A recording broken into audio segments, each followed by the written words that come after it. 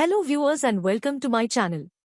In today's video we will review the book called Leader Eat Last written by Simon Sinek. So let's start. Leaders Eat Last teaches you where the need for leadership comes from historically, what the consequences of bad leadership are, and how you can be a good leader in the modern world. Leaders are the ones who run headfirst into the unknown. They rush toward the danger.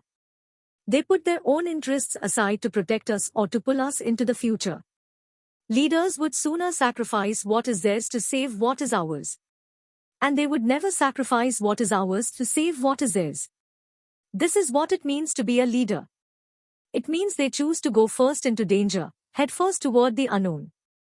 And we feel sure they will keep us safe. We will march behind them and work tirelessly to see their visions come to life and proudly call ourselves their followers. Part 1. Our need to feel safe. Leaders provide cover from above, and the people on the ground look out for each other. This is the reason they are willing to push hard and take the kinds of risks they do. And the way any organization can achieve this is with empathy. Chapman understood that to earn the trust of people, the leaders of an organization must first treat them like people. To earn trust, he must extend trust. When the people have to manage dangers from inside the organization itself becomes less able to face the dangers from outside. Truly human leadership protects an organization from the internal rivalries that can shatter a culture. When we have to protect ourselves from each other, the whole organization suffers. But when trust and cooperation thrive internally, we pull together, and the organization grows stronger as a result. Part 2. Powerful Forces. This is what work-life balance means. It has nothing to do with the hours we work or the stress we suffer. It has to do with where we feel safe. If we feel safe at home, but we don't feel safe at work, then we suffer what we perceive to be a work-life imbalance. If we have strong relationships at home and at work, if we feel like we belong, if we feel protected in both, then the powerful forces of a magical chemical like oxytocin can diminish the effect of stress and cortisol. With trust, we do things for each other. All of which adds up to our sense of security inside a circle of safety. We have a feeling of comfort and confidence at work that reduces the overall stress we feel because we do not feel our well-being is threatened. The cost of leadership is self-interest. That's also the reason we give our alphas first choice of mate.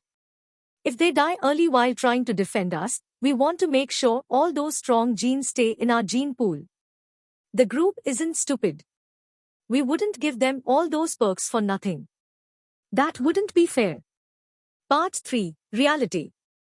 And that's what trust is. We don't just trust people to obey the rules, we also trust that they know when to break them. The rules are there for normal operations. The rules are designed to avoid danger and help ensure that things go smoothly. And though there are guidelines for how to deal with emergencies, at the end of the day, we trust the expertise of a special few people to know when to break the rules. The responsibility of leaders is to teach their people the rules, train them to gain competency and build their confidence.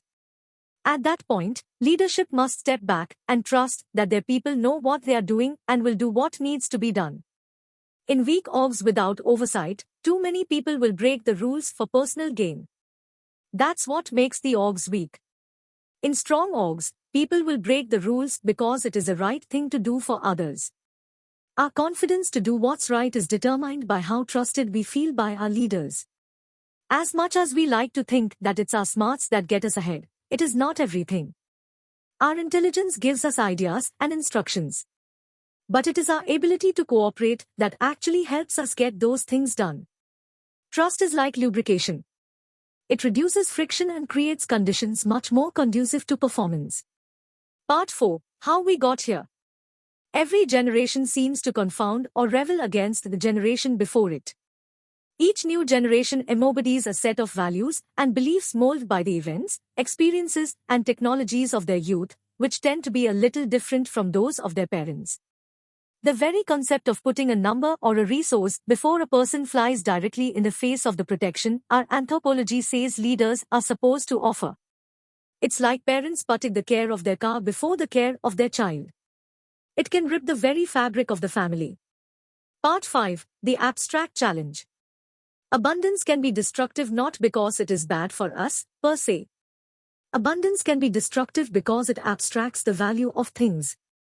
The more we have, the less we seem to value what we have got. And if the abstraction of stuff makes us value it less, imagine what it does to our relationships. The death of one man is a tragedy.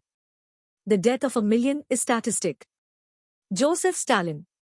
The only way to manage at scale is to empower the levels of management. They can no longer be seen as managers who handle or control people. Instead, managers must become leaders in their own right, which means they must take responsibility for the care and protection of those in their charge, confident that their leaders will take care of them. 40 people is equal to our lieutenant. 40 people is equal to the lieutenant. When we are able to physically see the positive impact of the decisions we make or the work we do, not only do we feel that our work was worth it, but it also inspires us to work harder and do more. Business is a human enterprise. It may even be why we call a business a company, because it is a collection of people in the company of other people. It's the company that matters. Part 6. Destructive Abundance. I can't delegate my legal responsibility, relationships, and knowledge. Everything else, however, I can ask others to take responsibility for. Even though the first we can't be handed off, they can be shared. The goal of a leader is to give no orders. Leaders are to provide direction and intent and allow others to figure out what to do and how to get there. Responsibility is not doing as we are told, that's obedience. Responsibility is doing what is right. Leadership is about integrity, honesty, and accountability. All components of trust. Leadership comes from telling us not what we want to hear, but rather what we need to hear. To be a true leader, to engender deep trust and loyalty, starts with telling the truth. We expect that both people and companies will make mistakes and dumb choices.